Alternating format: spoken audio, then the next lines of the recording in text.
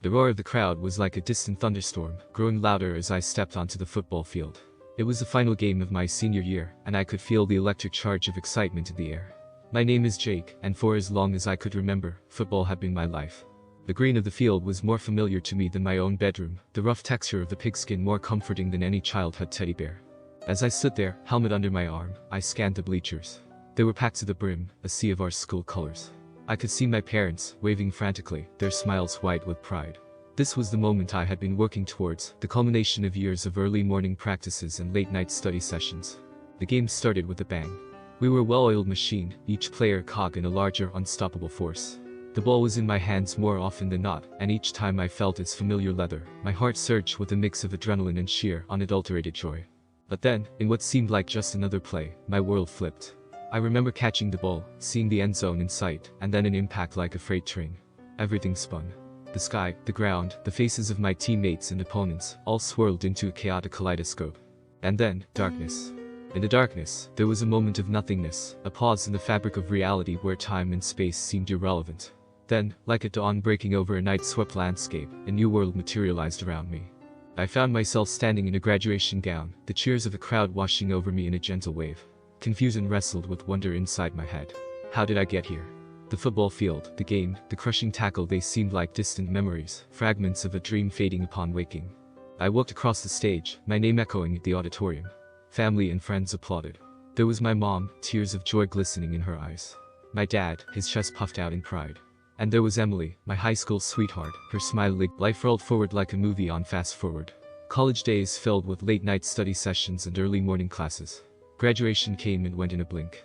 Emily and I got married on a sunny June day, surrounded by a garden in full bloom.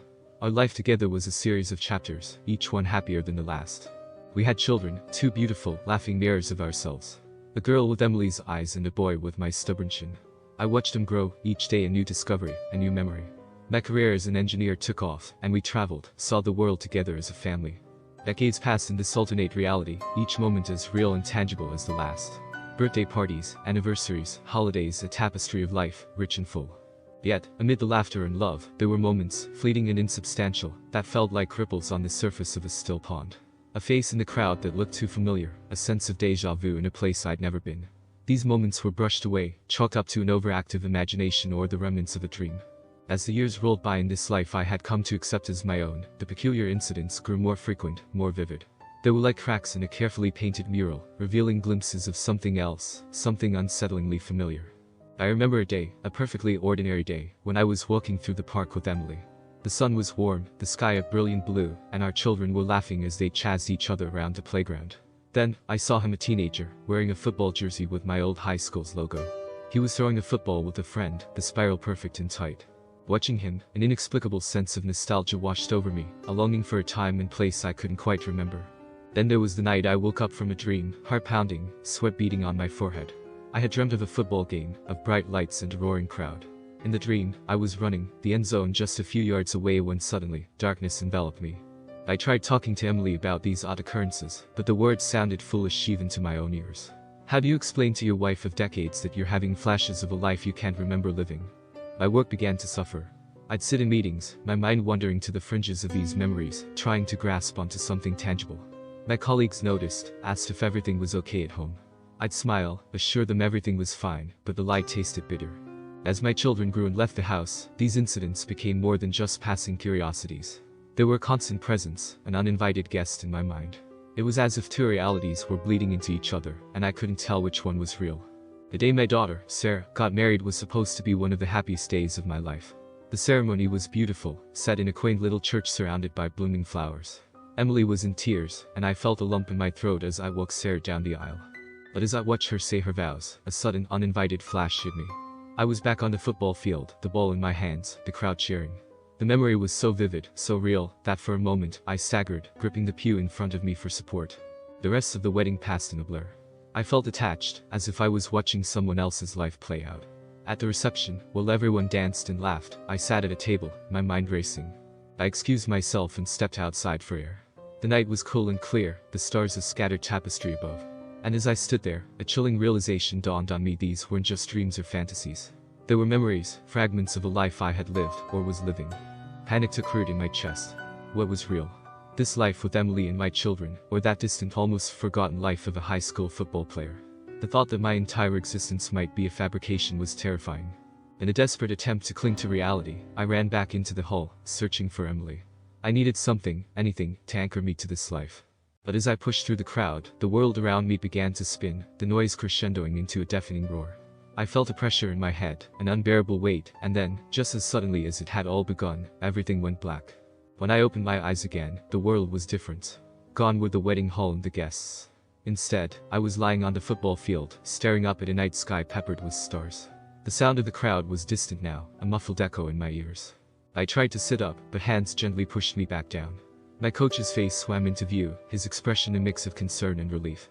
"Take it easy, Jake. You took quite a hit." I was confused, disoriented. The memories of my other life were still vivid, still fresh. Emily, Sarah, my son David, they were as real to me as the grass I was lying on. The paramedics arrived, and I was loaded onto a stretcher, the team and spectators forming a corridor as I was carried off the field. I heard my name being chanted, but it sounded hollow, empty. In the ambulance, the paramedic kept talking to me, asking questions, but I barely heard him. My mind was a whirlwind of thoughts, emotions, memories. I had lived an entire life, had a family, watched my children grow up. And now, it was as if none of it had ever happened. The days that followed were a blur. I was diagnosed with a severe concussion and spent a week in the hospital for observation. My parents were by my side, worry etched on their faces. But they weren't the only ones there.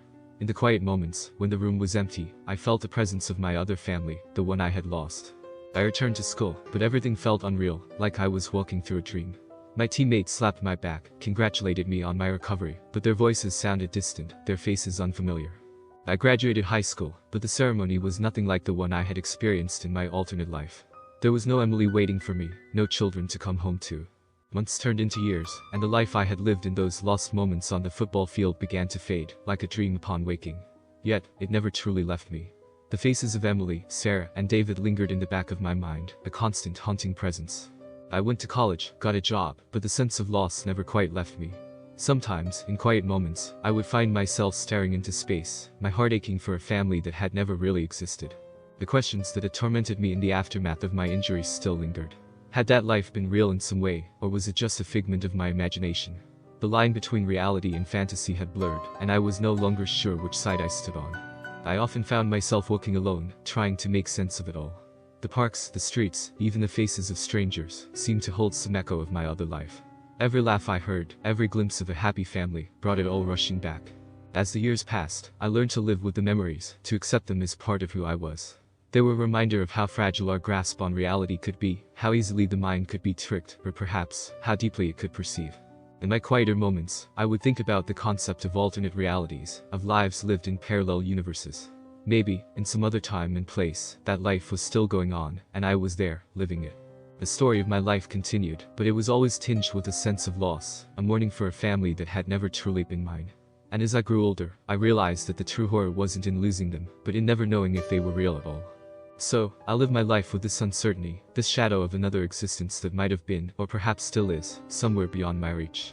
And every night, before I go to sleep, I look in the mirror, searching for a trace of that other Jake, wondering if he's looking back at me, sharing my confusion, my loss, my endless questioning of what is real, and what is merely a shadow on the field.